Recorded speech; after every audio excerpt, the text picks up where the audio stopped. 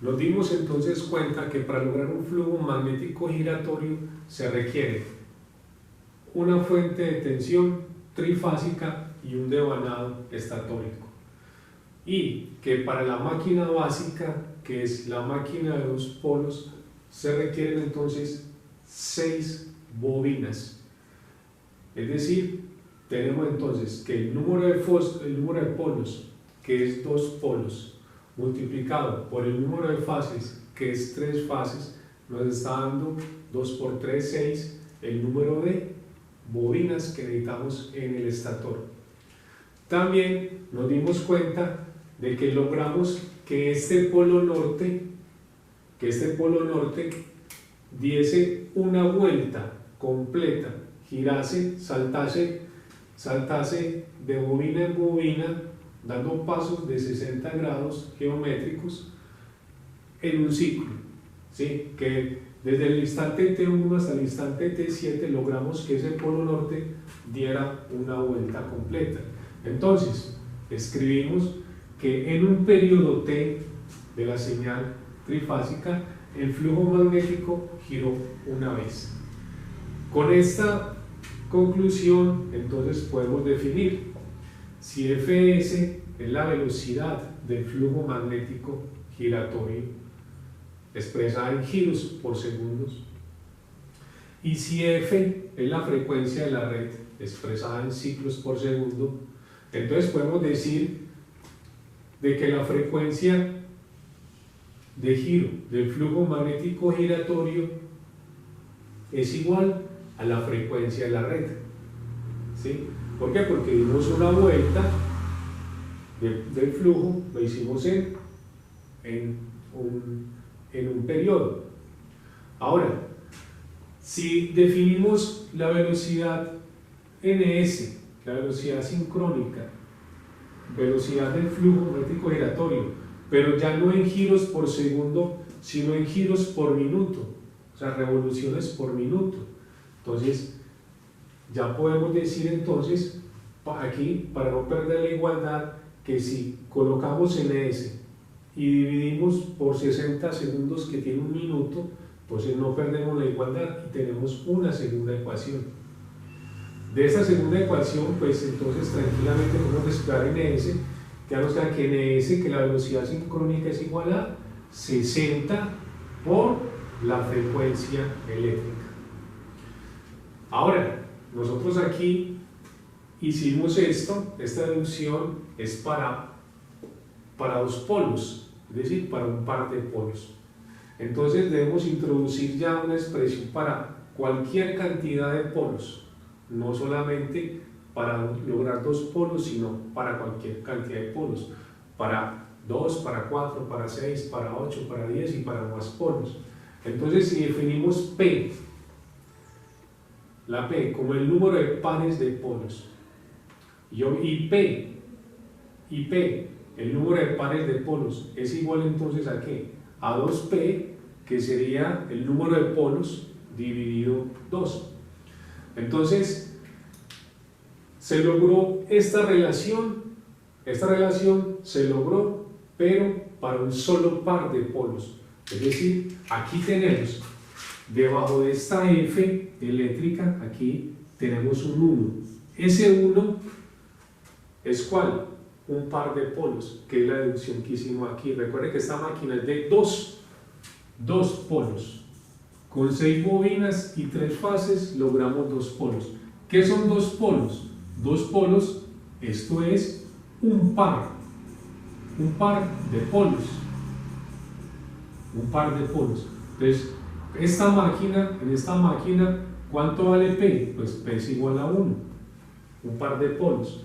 Entonces aquí debemos, si queremos sacar una ecuación genérica para la velocidad, aquí debemos colocar ese 1. Donde ese 1 es ¿qué? P. Entonces, si hacemos esto en forma extensiva para cualquier número de pares de polos, entonces debemos introducir esa P. Ya no reemplazada aquí por el 1, sino en forma genérica. Entonces colocamos que la velocidad sincrónica ns, la velocidad del flujo giratorio, es igual a 60 por la frecuencia dividido el número de pares de polos. Aquí también debemos colocar de que aquí está presente el 1. El 1 del ejercicio que hicimos, básico. Entonces ya está la ecuación genérica. Pero ahora, si P es igual a 2P sobre 2, entonces reemplazamos aquí, en esta ecuación, entonces nos queda que la velocidad sincrónica es igual a 60 por la frecuencia sobre 2P sobre 2. Aquí podemos entonces pasar este 2 aquí arriba a multiplicar y entonces nos queda la ecuación de que la velocidad sincrónica es igual a 120 por la frecuencia sobre 2P, que es el número de polos. Aquí ya reemplazamos simplemente 2P, lo colocamos por lo que es el número de polos. Entonces aquí estamos ya encontramos la ecuación para la velocidad. Entonces vemos como la velocidad del flujo magnético giratorio en una máquina depende de la frecuencia de la red y del número de polos. Es importante anotar acá de que en esta ecuación en ninguna parte aparece la tensión, es decir, en un motor trifásico asincrónico la velocidad no depende de la tensión. Entonces, para 60 Hz la velocidad sincrónica es igual a 120 por 60 sobre el número de polos. 120 por 60 es 7200. Tengo que ver que la NS es igual a 7200 sobre el número de polos. Si sacamos para diferentes valores de polos, nos queda que para 2 polos la velocidad sincrónica es 3600, para 4 1800, para 6200 y para 8 900 RPM.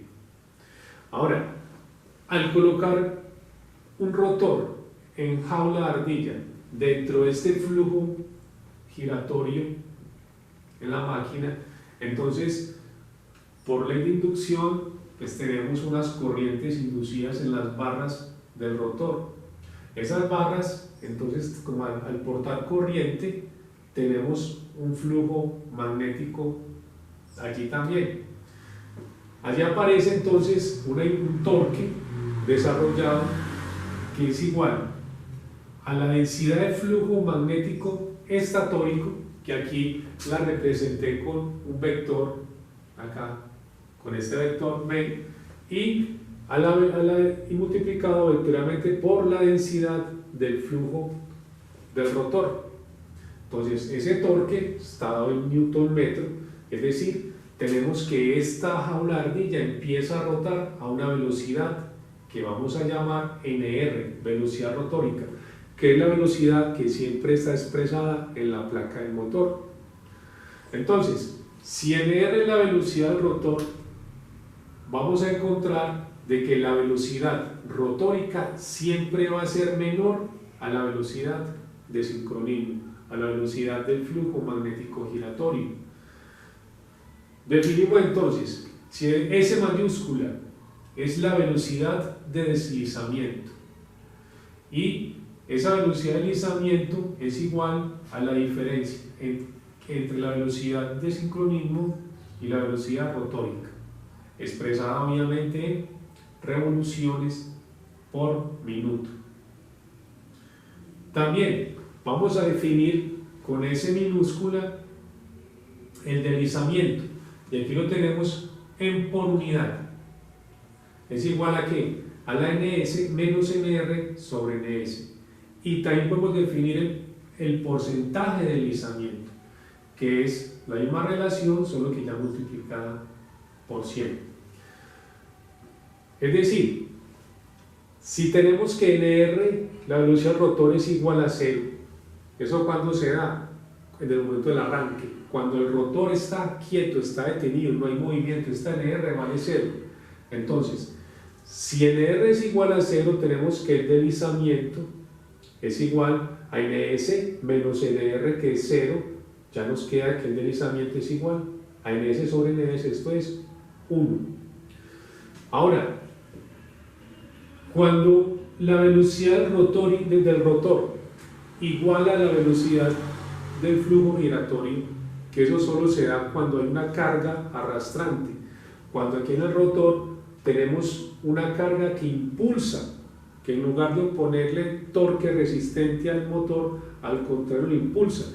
En ese instante se puede dar de que la velocidad rotórica es igual a la velocidad sincrónica. Entonces, para ese caso el deslizamiento va a ser igual a ns menos ns, es decir, a 0. Entonces aquí se deduce de que el deslizamiento en por unidad tiene un rango que oscila entre 1, que es el motor quieto, o sea, esto se llama condición de rotor bloqueado. El rotor está bloqueado en dos ocasiones. En el momento del arranque, cuando la velocidad vale 0. Cuando el motor se energiza, ahí la velocidad vale 0. Entonces el deslizamiento vale 1. O el otro extremo, o el otro caso, para rotor bloqueado, es cuando le colocamos una carga tan pesada al motor que no es capaz de moverla. Y el otro extremo del rango para el deslizamiento se da cuando ns es igual a nr. Y esto solamente se da en el caso de las cargas arrastrantes. Cuando una fuente de potencia mecánica externa al motor sea capaz de impulsarlo, de dar un impulso que lo lleve a igualar la velocidad rotórica con la velocidad del flujo magnético giratorio. Hagamos un ejemplo. Si en la placa del motor dice que la velocidad es de 1750 RPM, entonces calculemos la velocidad de sincronismo. Si en la placa del motor me dice que él gira a 1750 RPM, inmediatamente yo debo venir y asociarlo con la tabla que ya conocemos. Entonces, si la velocidad rotórica es 1750, es porque la velocidad sincrónica de esa máquina es la que está por encima, inmediatamente por encima. ¿Y cuál es? 1800 RPM. Entonces, con la velocidad de la placa que dice 1750 RPM, ya deducimos que ese motor es de 4 polos y que su velocidad sincrónica es, obviamente, para 60 Hz es 1800 RPM. Esta información no está en la placa del motor, la deducimos a partir de la velocidad rotórica. Y para este ejemplo calculemos entonces velocidad de deslizamiento, es la diferencia entre ambas velocidades, la sincrónica y la rotórica, nos está dentro de 50 RPM. El deslizamiento en por unidad, entonces sería 1800 menos 1750, o sea, velocidad sincrónica menos velocidad rotórica sobre la velocidad sincrónica. Entonces nos está dando 50 sobre 1800, eso es 0.027. Note que el deslizamiento es adimensional, porque arriba tenemos RPM, abajo tenemos RPM, se nos cancela. Y obviamente ya en por ciento, el porcentaje de deslizamiento es de 2,7. Entonces, el deslizamiento es muy importante porque es un indicador de la carga del motor. Obviamente, si yo le coloco carga al eje del rotor, un peso, entonces la velocidad rotórica tiende a bajar y aumenta la velocidad de deslizamiento y por ende aumenta también el deslizamiento.